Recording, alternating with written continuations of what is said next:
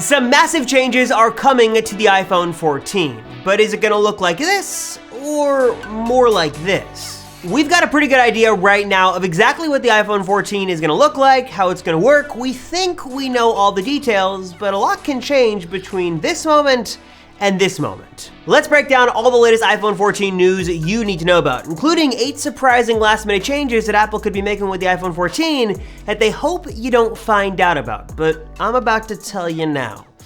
Sorry, Tim.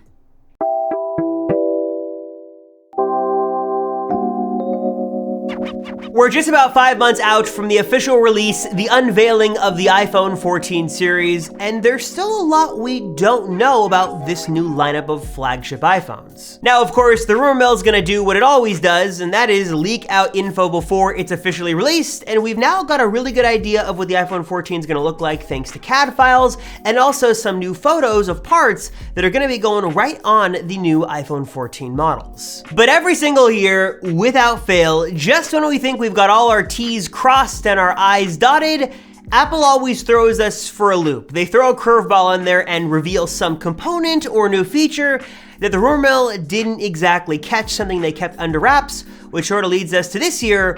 What could Apple be hiding? What new secrets could they be putting in the new iPhone 14 lineup? Right off the bat, let's do a quick recap of exactly what we know right now on things that are really not expected to change between now and September, starting first with the design. Now, I will admit, I got a little too infatuated. I drank the Kool-Aid. I was very excited for this iPhone 4 style redesign that was going to come to the iPhone 14 and be the biggest redesign that the iPhone had seen in years. But now, we're about 90% certain that that is not going to happen, at least not this year. After multiple leaks and CAD files, we're pretty confident that the iPhone 14's design is not gonna look anything like this, but more like this. It's gonna be very similar to the design of the iPhone 13, and even pretty similar to what we had in 2020 with the release of the iPhone 12. It also looks like the double hole punch system is all but confirmed for the 14 Pro and Pro Max. There was some hope that maybe Apple would just stick with a singular little hole punch here, but after we started to see sort of the front plates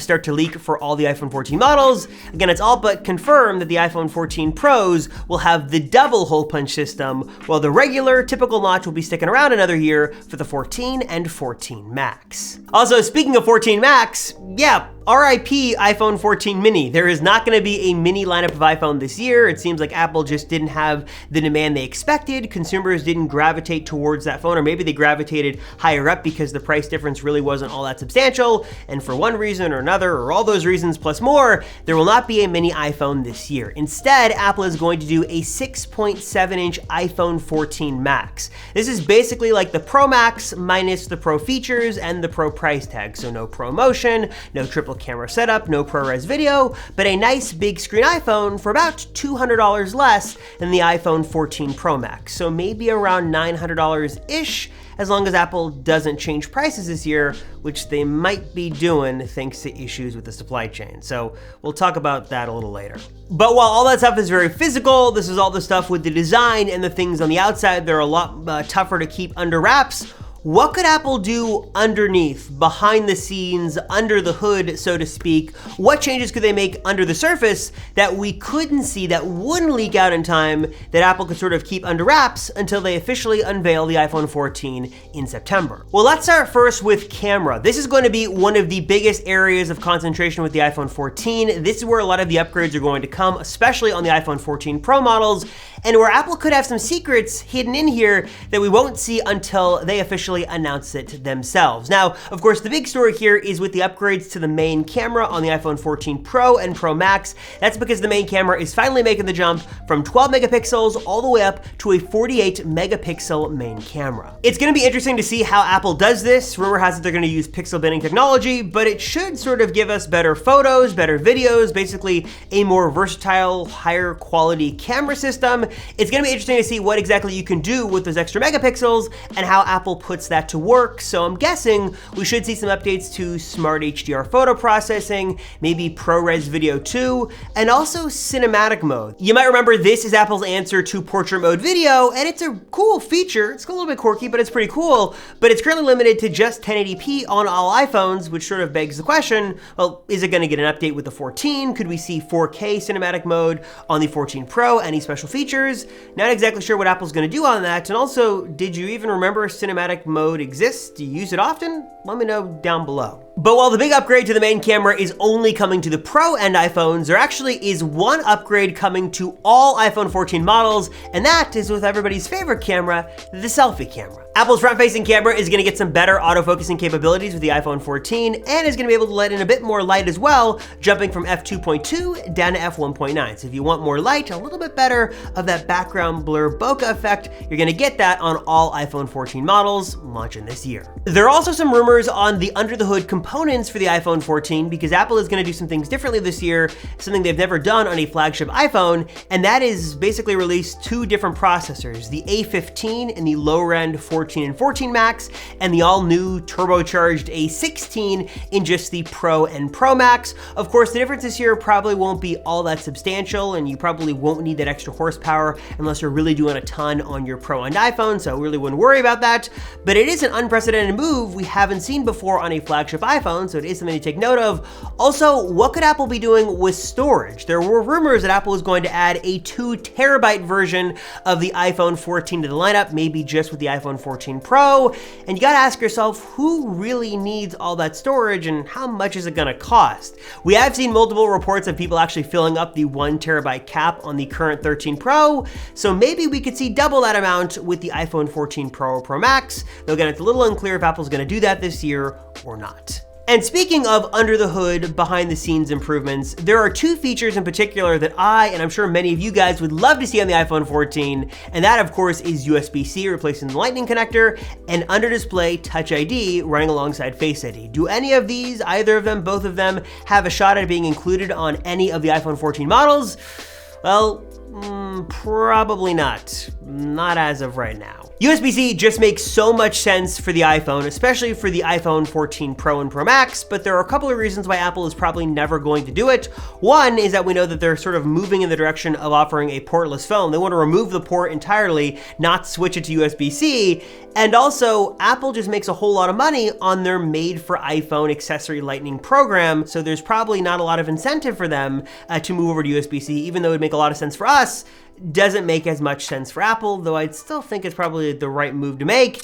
Oh, sweet naive Robert from a few days ago, you are so wrong on this. There's actually been some breaking developments since the editing of this video started, and there's some things you need to know regarding USB-C and future iPhone models. So we first heard a few days ago from Apple analyst Ming-Chi Kuo, who has a pretty good track record, that Apple might be equipping iPhone 15 models with a USB-C port instead of Lightning, which would be a huge change and really shake up the industry. Then this report was just today backed up by Mark Gurman over at Bloomberg that Apple is at least testing the switch to USB-C for the iPhone 15. Now, there are still a lot of questions here as to which models would get USB-C. What would the pros be, the cons? Is Apple actually going to do this? Or is this sort of a bait and switch like Face ID and Touch ID? I'll have more info on this in a future video coming soon, so subscribe to the channel if you haven't already, because we talk all about the latest and greatest Apple news, including things about the iPhone, Mac, so much more, so that'll be coming soon, a little tease for you there. But just so you guys know, yeah, USB-C might actually be coming to a future iPhone model sometime in the not so distant future. But for now, let's get back to the iPhone 14 coming this fall. And also, as far as under the display Touch ID goes, this is something we continue to see Apple work on over and over again. In fact, there was just a new patent the other day that suggested that Apple is still working, they're hard at work on under display Touch ID, but as of right now, it just isn't ready yet. Maybe this was more complicated to sort of initiate than people originally thought. Maybe they just couldn't get it ready in time. Maybe the tech just didn't work well enough. Whatever the case may be, it doesn't look like it's happening this year. Also, those components to make that happen probably would have leaked out already. So as much as I'd love to say that's going to be the one more thing, and that could be the surprise, which I guess there's a 1% chance that happens. It's probably not gonna make its way to the iPhone this year, probably not for the next few years until Apple masters it, they get it right, and it's good enough to be basically perfect. So probably not coming to the iPhone 14 this year, I'm sorry to say. Now, one potentially life-saving feature that very well could be a last-minute addition and announcement to the iPhone 14 series is Apple's long-awaited, long-rumored satellite connectivity feature. And for those who don't know, this is basically the ability to make a limited call or send a short text from anywhere on the world, hopefully anywhere in the world, that's able to connect to Apple's satellite system or the satellite system partner they're using in the case of an emergency. So if you don't have a cell service, if you don't have any sort of way to connect online, but you need to sort of get in touch with somebody for emergency services, you could use the power of satellites to make this happen. Now, this was rumored again for the iPhone 13 last year, didn't make the cut in time. There's a rumor that it's gonna happen this year with the iPhone 14, that Apple already has their partnerships in place, and this could very well be something that doesn't leak out, but we just sort of hear about it for the first time when Apple intros it with the iPhone 14. So this has got a good shot of coming, and hopefully it does come later on this year, because it'd be a really cool feature that I'd love to see, and would I think give me and many of you guys a lot of nice peace of mind just by having our iPhones in our pocket. Another surprise feature I'm curious to see if Apple's gonna turn on fully or not is reverse wireless charging. And I think that the iPhone has had this for quite some time, at least it's definitely in the iPhone 13 series,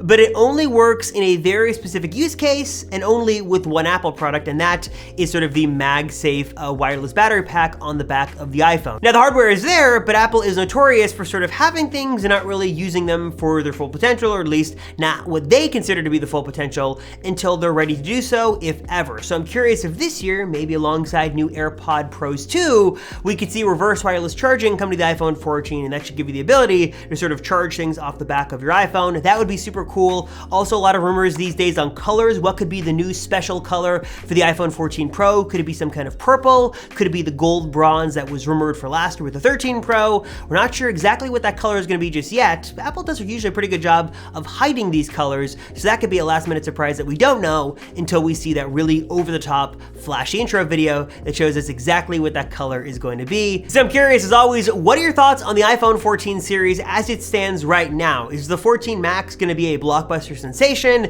Is this main camera upgrade going to be really worth the upgrade? Do you think that there's enough here to make the iPhone 14 a phenomenal Apple flagship phone? Or do you think Apple's not doing enough this year with the iPhone 14? And also, what could they add in sort of last minute that would make this a must-have for you? Let me know your thoughts on all the iPhone 14 rumors, all the latest leaks and news down below. As always, thank you guys so much for watching the Apple Circle. I appreciate it. Really, thank you so much from me to you. Thank you for watching. I'm Robert Rosenfeld, and I'll see you all in the next one.